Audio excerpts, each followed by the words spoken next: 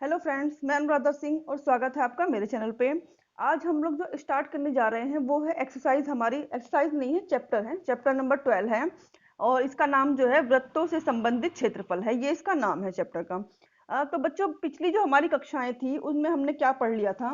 कई सारी आकृतियां जो थी, जैसे कि कुछ आकृति हमारी क्या थी, आयत, इस टाइप से। कुछ आकृतियां हमारी क्या थी, वर्ग, आयत और वर्ग, समानांतर चतुर्भुज, ठीक है ना, त्रिभुज। त्रिभुज ऐसे बनता है, समानांतर चतुर्भुज, त्रिभुज, वृत्त। ये सब क्या थे, इनका हमने परिमाप और क्षेत्रफल जो ज्ञात करना था वो सीख लिया था पिछली क्लासों में ही। जो इससे पहले हमने 9th क्लास में या 8th क्लास में, वहाँ थोड़ा थोड़ा सब कुछ है, वहाँ पे हमने पढ़ लिया था।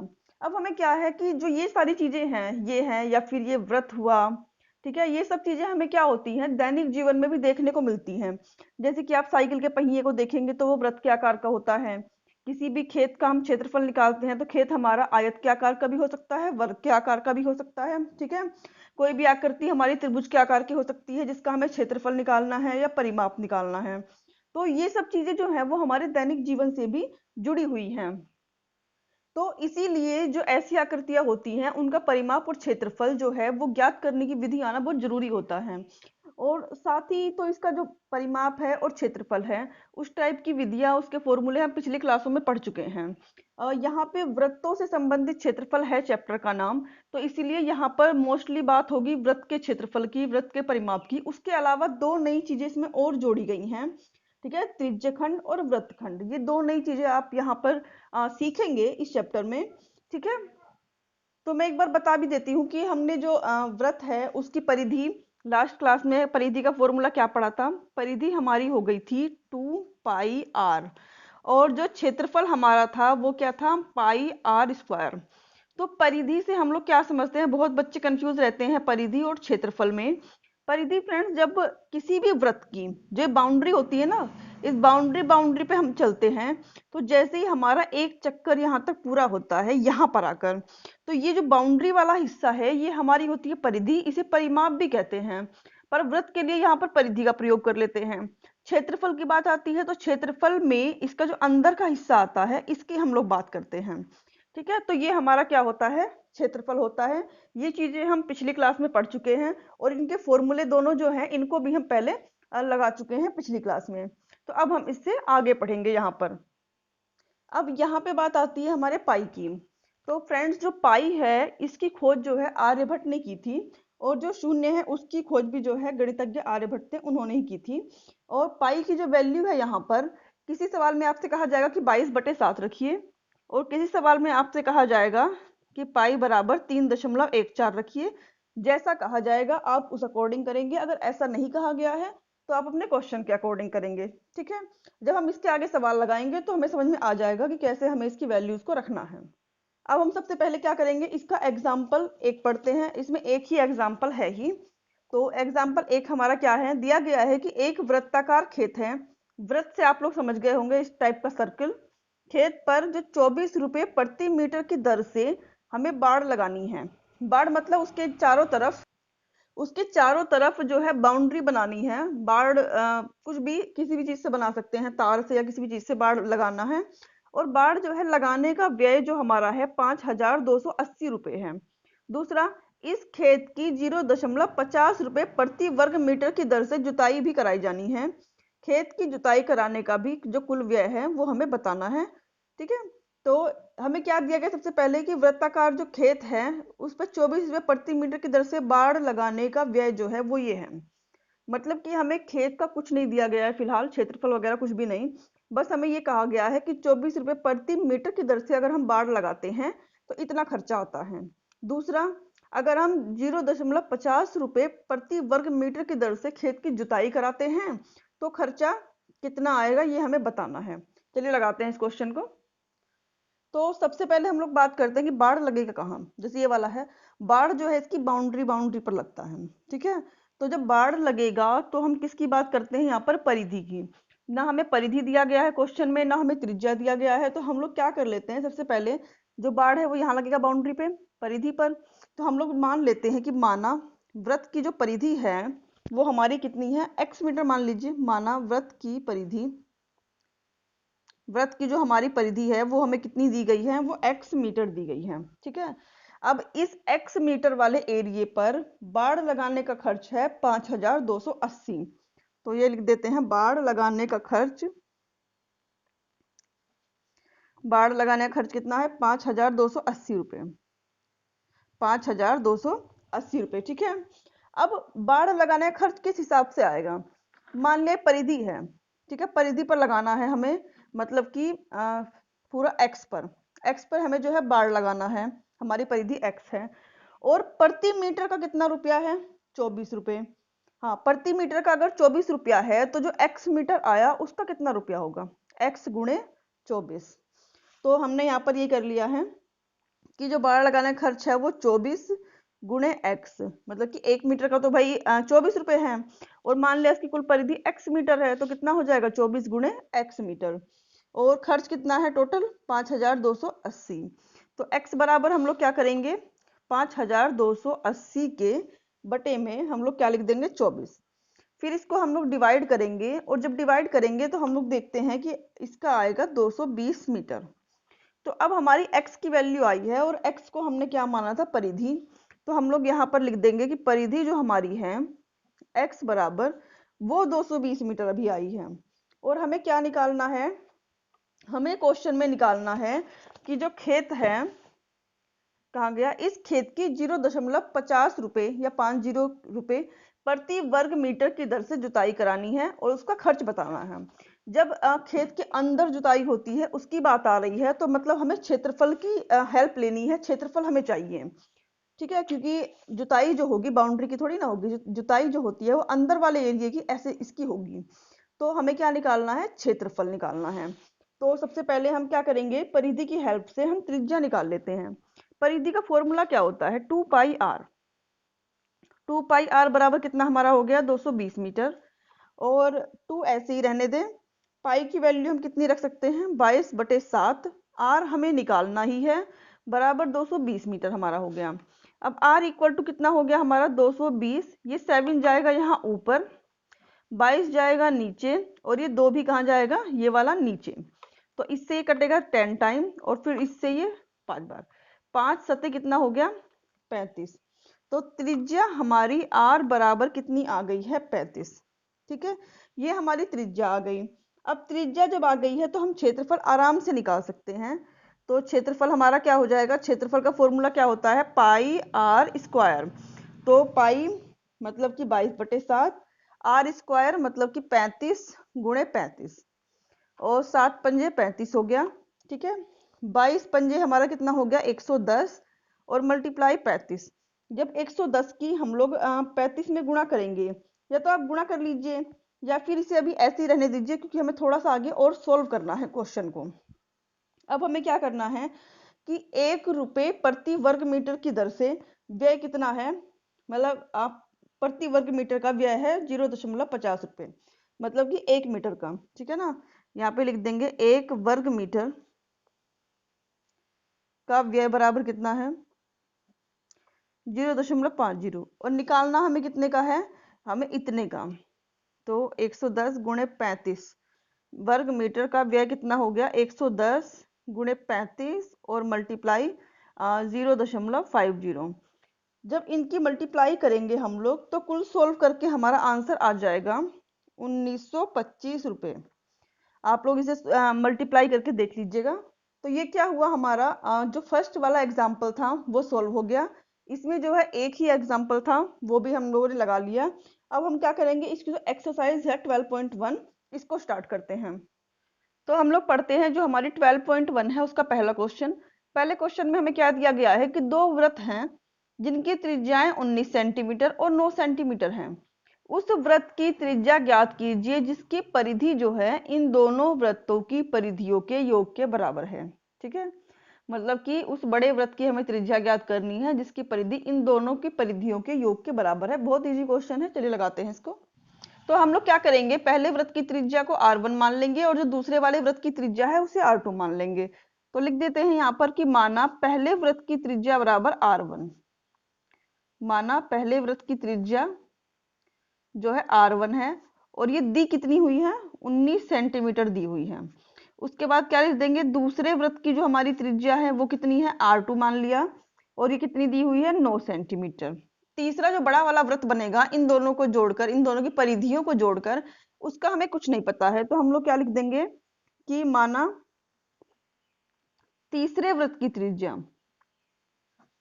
तीसरे वृत्त की त्रिज्या बराबर कितनी हो जाएगी, R3 मान लेंगे, हमें पता नहीं है अभी कि कितनी है ये, ठीक है। और हमें दिया क्या है क्वेश्चन में, हमें ये दिया है कि इन दोनों वृत्तों की जो परिधियों का योग है वो इसकी परिधि के बराबर है, तो हम लिख देते हैं कि तीसरे वृत्त की परिधि बराबर क्या हो जाएगी,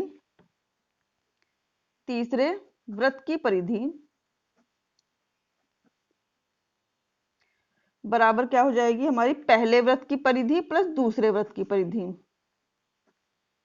पहले वृत्त की परिधि और प्लस दूसरे वृत्त की परिधि, दूसरे वृत्त की परिधि, आप लोग इसको लिख लीजिएगा। तो अब हमें क्या करना है कि मान लें तीसरे वृत्त की परिधि, परिधि का फॉर्मूला क्या होता है, 2πr, ये परिधि होती है, तो इसका क्या हो जाएगा 2πr, पर तीसरे वृत्त के लिए जो इसकी त्रिज्या है वो R3 है, तो हम यहाँ पे अपने जो इसकी त्रिज्या है इसको R3 लिख लेंगे, ठीक है, क्योंकि हमारा जो तीसरा वृत्त था उसकी त्रिज्या को हमने R3 माना था। फिर इक्वल टू पहले वृत्त की परिधि का फॉर्मूला 2πr1, क्योंकि इसकी त्रिज्या R1 थी, यहाँ पर 2πr2 क्योंकि इसकी त्रिज्या R2 थी। उसके बाद हम लोग क्या करेंगे, यहाँ पे तो अभी ऐसे ही रहने देंगे, यहाँ से 2π कॉमन ले लेंगे, 2π कॉमन लेने के बाद यहाँ हमारा क्या बचेगा, R1 प्लस R2, 2π से हमारा 2π कैंसिल, तो R3 इक्वल टू हमारा क्या बचा यहाँ, R1 प्लस R2, R1 और R2 दोनों की वैल्यू हमारे पास है, ये रही 19 सेंटीमीटर और 9 सेंटीमीटर, इसकी वैल्यू हम यहाँ पे रख लेंगे, R3 इक्वल टू 19 प्लस के 9, और दोनों को जोड़ देंगे, दोनों को जोड़ने पर हमारा क्या आ जाएगा 28। तो हमें क्या कहा गया था अपने क्वेश्चन में निकालने के लिए, हमें ये कहा गया था कि इन दोनों वृत्तों की दो वृत्तों की त्रिज्याएं ये हैं, उस वृत्त की त्रिज्या ज्ञात कीजिए जो इनकी जो परिधियों के योग के बराबर है, तो त्रिज्या हमारी आ गई। इसी के साथ हमारा जो फर्स्ट वाला क्वेश्चन है ये कंप्लीट हो गया है। चलिए अब लगाते हैं सेकंड नंबर क्वेश्चन, पढ़ते हैं क्या दिया गया है। दो वृत्तों की त्रिज्याएं 8 सेंटीमीटर और 6 सेंटीमीटर हैं, उस वृत्त की त्रिज्या ज्ञात कीजिए जिसका क्षेत्रफल इन दोनों वृत्तों के क्षेत्रफल के योग के बराबर है। सेम क्वेश्चन है, बस यहाँ पर परिधि थी और यहाँ पर क्या है, क्षेत्रफल है, इतना ही डिफरेंस है। यहाँ हमने परिधि का फॉर्मूला लगाया था, यहाँ हम क्षेत्रफल का फॉर्मूला लगा देंगे। लगाते हैं क्वेश्चन को फिर से पहले वाले क्वेश्चन की तरह। माना पहले वृत्त की त्रिज्या, माना पहले वृत्त की त्रिज्या R1 बराबर, ये इसको हम R1 मान लेंगे, R1 बराबर हमारा कितना होगा 8 सेंटीमीटर, और दूसरे वृत्त की त्रिज्या जो हमारी हो जाएगी R2 बराबर, ये हमारी कितनी हो जाएगी 6 सेंटीमीटर, और हमें दिया क्या, तीसरे वृत्त की भी मान ले, तीसरे वृत्त की त्रिज्या बराबर हमने R3 मान ली, ठीक है।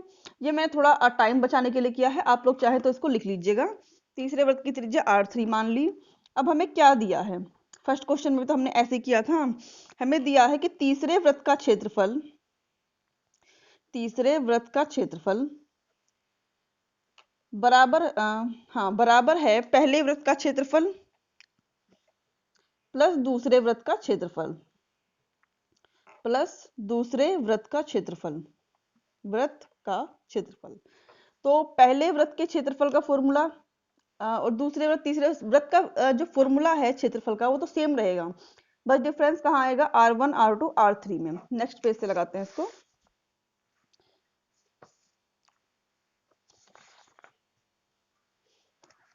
तो ये रहा, तो पहले वृत्त का जो तीसरे वृत्त जो है उसके क्षेत्रफल का फॉर्मूला ये वाला है, और पहला वृत्त जो है उसका ये है, और दूसरा वृत्त जो है उसका ये है।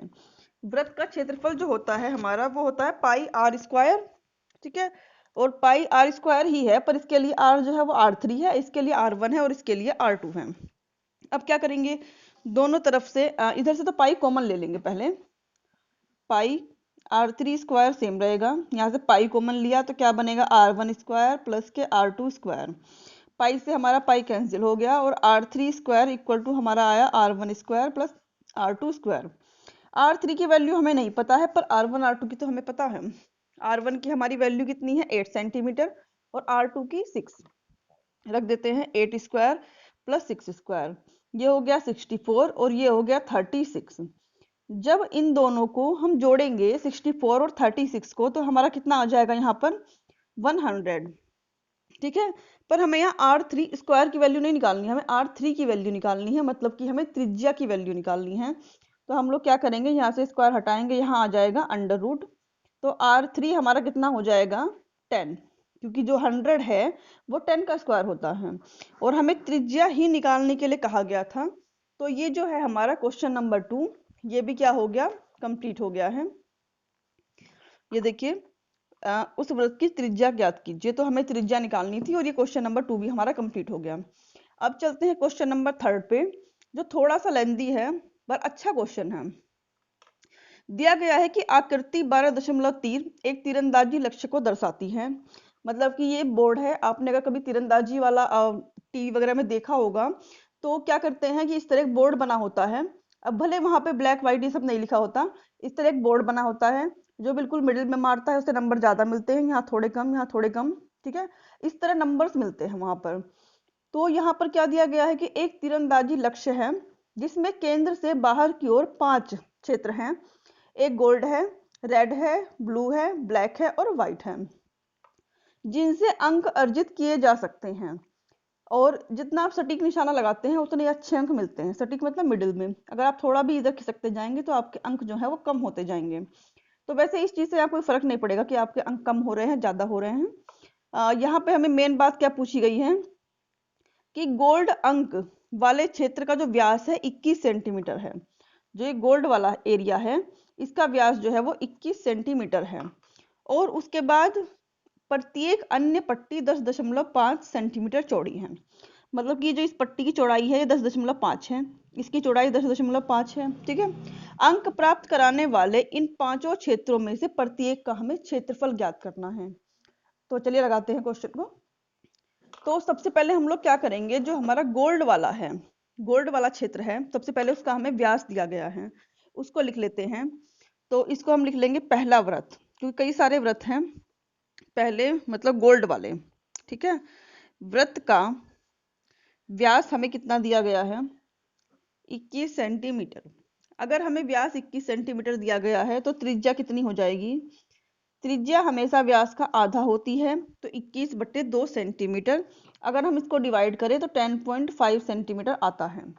तो हम अपनी सुविधा के अनुसार इन दोनों को यूज करेंगे। उसके बाद हम लोग क्या करेंगे, पहले व्रत का क्षेत्रफल, पहला वाला व्रत कौन सा है, गोल्ड वाला है। अगर आप लोगों के पास बुक हो तो आप वहां पे देख सकते हैं, मैं भी दिखा दे रही हूँ यहाँ पे। ये वाला जो एरिया है ये गोल्ड वाला, इसका हमें क्षेत्रफल निकालना है। तो सबसे पहले क्या लिखेंगे, पहले व्रत का क्षेत्रफल। भाई सारे व्रत जितने भी बने हैं सबका क्षेत्रफल निकालना है। तो पहले व्रत का क्षेत्रफल, पहला व्रत कौन सा है, गोल्ड वाला। क्षेत्रफल का फॉर्मूला होता है पाई आर स्क्वायर, पाई की वैल्यू 22/7।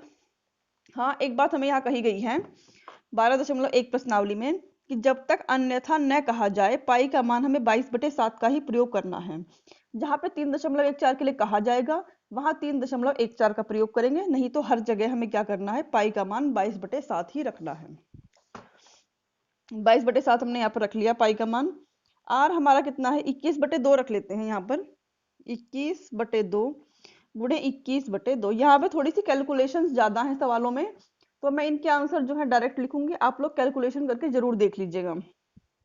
तो यहाँ पर क्या हो जाएगा हमारा, 7 × 21 कट गया, 2 से 22 कटा 11 बार, ऊपर हमारा क्या बचा 11 × 3 × 21/2। ठीक है, अब इन दोनों की मल्टीप्लाई कर देंगे, क्या हो जाएगा हमारा 33 × 21/2। जब इन दोनों की मल्टीप्लाई करके हम 2 से डिवाइड करते हैं तो हमारा आ जाएगा 346.5 सेंटीमीटर। ठीक है, ये वाला क्या हुआ, हमारा पहले व्रत का क्षेत्रफल आ गया है। अब यहाँ पर बात करते हैं हम दूसरे वाले व्रत की। हमें क्या कहा गया है कि प्रत्येक इन पांचों क्षेत्रों में से प्रत्येक का क्षेत्रफल, मतलब कि हमें क्षेत्र का क्षेत्रफल निकालना है। ठीक है, जब हम इस पे आएंगे रेड वाले पे और हम इसका क्षेत्रफल निकालेंगे तो इसमें क्या होगा, इसका क्षेत्रफल निकालने में उसमें रेड और गोल्ड दोनों आ जाएंगे, क्योंकि जब इसका क्षेत्रफल निकालेंगे तो गोल्ड भी तो है इसके अंदर। पर हमें रेड प्लस गोल्ड नहीं चाहिए, हमें सिर्फ रेड वाली जो पट्टी है उसका क्षेत्रफल चाहिए। तो हम लोग क्या करेंगे, गोल्ड का हम पहले निकाल चुके हैं क्षेत्रफल, इस पूरे का निकाल कर उसमें से गोल्ड वाला घटा देंगे तो हमारी रेड वाली पट्टी का क्षेत्रफल आ जाएगा। ठीक है, चलिए लगाते हैं इसे। तो सबसे पहले हम लोग क्या करेंगे, जो हमारी पहली वाली त्रिज्या थी अब वो इसके लिए काम नहीं करेगी, क्योंकि जो पहली वाली त्रिज्या थी वो केवल गोल्ड वाले क्षेत्र के लिए थी। अब रेड प्लस गोल्ड भी हो गया है तो इसके लिए त्रिज्या हमें अलग से निकालनी पड़ेगी। कैसे, इस वाले की त्रिज्या प्लस इसकी जो चौड़ाई दी हुई है अगर हम उन दोनों को जोड़ दें तो इस पूरे गोले की हमें त्रिज्या पता चली जाएगी। तो लगाते हैं इस क्वेश्चन को, लिखते हैं दूसरे वृत्त की त्रिज्या, दूसरे वृत्त की त्रिज्या, इसकी त्रिज्या को हम R2 लिख देते हैं। कितनी हो गई, पहले वाले की त्रिज्या हमारी 10.5 डिवाइड करने के बाद जो आई थी, और 10.5 जो है वो चौड़ाई है प्रत्येक पट्टी की, ये भी क्वेश्चन में दिया हुआ है। तो हम इन दोनों को जोड़ देंगे, जोड़ने के बाद हमारा क्या आ जाएगा, 21 सेंटीमीटर। मतलब कि दूसरे वृत्त की जो त्रिज्या है वो हमारी 21 सेंटीमीटर है। जल्दी से दूसरे वृत्त का क्षेत्रफल निकाल लेते हैं। अगर त्रिज्या आ गई है तो दूसरे वृत्त का हमारा क्षेत्रफल कितना हो गया है, क्षेत्रफल का फॉर्मूला हो जाएगा पाई R2 स्क्वायर, और पाई का मान हो गया 22/7, R2 मतलब 21 मल्टीप्लाई 21, 7 से काट लिया, 7 या 21, ये हो गया 22 गुणे 3 गुणे 21, और जब हम इन तीनों की गुणा करेंगे तो 1386 आ जाएगा। ये हमारा दूसरे वृत्त का क्षेत्रफल आया है, पर रेड वाले हिस्से का क्षेत्रफल ये नहीं है, ये रेड प्लस गोल्ड मिला के है। तो अब क्या करेंगे, रेड वाले भाग का क्षेत्रफल, ठीक है ना, रेड वाले भाग का क्षेत्रफल कैसे निकालेंगे, क्षेत्रफल बराबर दूसरे वृत्त का क्षेत्रफल जो अभी अभी हमने निकाला है, और उसमें से हम लोग क्या करेंगे, माइनस कर देंगे पहले वृत्त का क्षेत्रफल। ठीक है, पहले वृत्त का क्षेत्रफल जो हम पहले से ही निकाल चुके हैं गोल्ड वाले का। तो दूसरे वृत्त का क्षेत्रफल हमारा आया है 1386, और पहले वृत्त का क्षेत्रफल हमारा कितना आया था, ये आया था 346.5। इसको लिख देते हैं। जब हम दोनों को घटाएंगे तो आएगा हमारा 1039.5 सेंटीमीटर स्क्वायर। तो ये अभी हमारा केवल रेड वाले भाग का क्षेत्रफल आया है। इसके अलावा आगे और कौन सा हिस्सा है, इसके आगे ब्लू दिया है। अब ब्लू वाले के लिए बात करते हैं। यहाँ पर ये रहा हमारा ब्लू वाला भाग। अब खाली हमें ब्लू वाले भाग का क्षेत्रफल निकालना है। ठीक है, तो हम लोग क्या करेंगे, जो हमारे रेड वाले की त्रिज्या थी, हर पट्टी की चौड़ाई जो है वो 10.5 सेंटीमीटर है। तो जो रेड वाले की त्रिज्या थी उसमें जब 10.5 जोड़ेंगे तो ब्लू वाले की त्रिज्या आ जाएगी, और पूरे ब्लू वाले का क्षेत्रफल निकाल लेंगे। ब्लू वाले के क्षेत्रफल में से अगर रेड वाले का क्षेत्रफल घटाएंगे तो ये पूरा ही घट जाएगा। ठीक है, तो खाली ब्लू वाले का क्षेत्रफल आ जाएगा। लगाते हैं तब ज्यादा समझ में आएगा। लिखते हैं इसको, माना क्या तीसरे वृत्त की त्रिज्या, तीसरे वृत्त की जो त्रिज्या है उसको हमने R3 लिख लिया, और वो कितनी हो जाएगी, दूसरे वृत्त की त्रिज्या हमारी 21 सेंटीमीटर थी, यहाँ पर 21 सेंटीमीटर, ये हो जाएगी 21 प्लस 10.5, क्योंकि पट्टी जो है 10.5 सेंटीमीटर ज्यादा चौड़ी हो गई है अब की बार। तो क्या हो जाएगा, दोनों को जोड़कर 31.5 सेंटीमीटर। अब जब तीसरे वृत्त की हमें त्रिज्या पता चल गई है तो तीसरे वृत्त का क्षेत्रफल भी निकाल लेते हैं। तीसरे वृत्त का क्षेत्रफल, तीसरे वृत्त के क्षेत्रफल का फॉर्मूला फिर वही पाई R3 स्क्वायर। पाई का मान क्या रखेंगे, 22/7 गुणा 31.5 और गुणा 31.5। जब इस पूरे क्वेश्चन को हम लोग सोल्व करेंगे तो इसका आंसर आ जाएगा हमारा 3118.5 सेंटीमीटर स्क्वायर। ठीक है, तो ये अभी हमारा केवल तीसरे वाला जो भाग है, तीसरा वाला वृत्त, ये ब्लू वाला, इस पूरे के पूरे का क्षेत्रफल आ गया। जबकि हमें चाहिए केवल इस पट्टी का। तो हम लोग क्या करेंगे, इस पूरे के क्षेत्रफल में से अगर ये हिस्सा घटा दें तो ये पट्टी ही तो बचेगी, तो वही करते हैं। तो लिखेंगे अब ब्लू भाग का क्षेत्रफल, ब्लू भाग का क्षेत्रफल क्या हो जाएगा हमारा, जो ये तीसरे वृत्त का क्षेत्रफल आया है इसमें से, ठीक है, पहले वाले का जो क्षेत्रफल आया था उसको घटा देंगे, उसमें से ये रहा जो दूसरे वाले वृत्त का क्षेत्रफल था, रेड वाले का पूरा जो क्षेत्रफल पूरे का ही आ गया था, उसको घटा देंगे 1386 को। तो यहाँ पर हमने लिख दिया 1386। जब दोनों को हम लोग घटाएंगे तो आएगा 5, यहाँ पे आ जाएगा 2, 3, यहाँ पे आ जाएगा 7 और यहाँ पे आ जाएगा 1 सेंटीमीटर स्क्वायर। तो ये हमारा जो ब्लू वाला भाग है उसका क्षेत्रफल आया है। अब आगे चलते हैं, अभी 2 वृत्त और बचे हैं, एक ब्लैक और एक व्हाइट। तो ये रहा, यहाँ पर एक ब्लैक वाला और एक व्हाइट वाला। सबसे पहले हम ब्लैक वाले की त्रिज्या निकालेंगे और ब्लैक वाले का क्षेत्रफल निकालेंगे। फिर ब्लैक वाले क्षेत्रफल में से ब्लू वाले का क्षेत्रफल घटा देंगे तो ब्लैक वाला आ जाएगा हमारा पूरा। तो क्या लिखेंगे यहाँ पर, चौथे वृत्त का क्षेत्रफल, चौथे वृत्त की त्रिज्या, पहले चौथे वृत्त की त्रिज्या क्या है, इसको R4 मान लेंगे। जो पहली वाली त्रिज्या आई थी तीसरे वाले की 31.5, इस वाले में हम लोग क्या करेंगे, 10.5 जोड़ देंगे और जोड़ने के बाद हमारा क्या आ जाएगा, ये पूरा सॉल्व करके 42.0 सेंटीमीटर। ठीक है, ये हमारी चौथे वृत्त की जो है वो त्रिज्या आ गई। अब चौथे वृत्त का क्षेत्रफल निकालते हैं। चौथे वृत्त का क्षेत्रफल, चौथे वृत्त का क्षेत्रफल का फॉर्मूला पाई R4 स्क्वायर, पाई का मान 22/7 और R4 स्क्वायर मतलब 42 गुणे 42, 7 छंग 42, यहाँ हो गया 22 गुणे 6 गुणे 42 और जब तीनों की गुणा करेंगे तो 5544 सेंटीमीटर स्क्वायर आएगा। ठीक है, अब ये तो केवल चौथे वृत्त का क्षेत्रफल आया है, ब्लैक वाले हिस्से का क्षेत्रफल नहीं है ये। तो हम लोग क्या करेंगे, ब्लैक वाले भाग का क्षेत्रफल बराबर ब्लैक वाले भाग का क्षेत्रफल, क्या करेंगे, चौथे वृत्त का जो क्षेत्रफल है उसमें से तीसरे जो वृत्त का क्षेत्रफल है ये वाला, तीसरे वृत्त का क्षेत्रफल हमारा ये आया था, इसको घटा देंगे। ठीक है, इसको घटा दिया हमने, घटाने पर हमारा क्या आ जाएगा, यहाँ पर 5, यहाँ पर हमारा आ जाएगा 5, यहाँ पर आ जाएगा हमारा 2, फिर आएगा 4 और 2। ठीक है, ये हमारा आ गया सेंटीमीटर स्क्वायर। तो ये हमारा जो हुआ ब्लैक वाला भाग था उसका क्षेत्रफल आ गया, इस ब्लैक वाले का। अब केवल व्हाइट वाला भाग हमारा बचा है, तो सबसे पहले व्हाइट वाले भाग की त्रिज्या, फिर व्हाइट वाले नहीं, चौथे वृत्त की या पांचवा वृत्त बनेगा, पांचवें वृत्त की त्रिज्या, पांचवें वृत्त का क्षेत्रफल, फिर पांचवें वृत्त के क्षेत्रफल में से इसका क्षेत्रफल पूरा घटाएंगे तब व्हाइट वाला आएगा। तो लिख देती हूं मैं यहाँ पर, पांचवें वृत्त की त्रिज्या,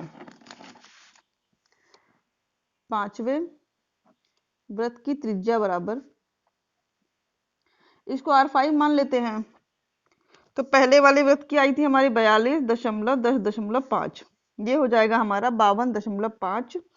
अब पांचवें वृत्त का क्षेत्रफल, पांचवें वृत्त का क्षेत्रफल कितना हो गया हमारा, पाई R5 स्क्वायर, पाई का मान 22/7 और ये हो गया 52.5 गुणे 52.5। लंबी कैलकुलेशन है, इसको सोल्व करने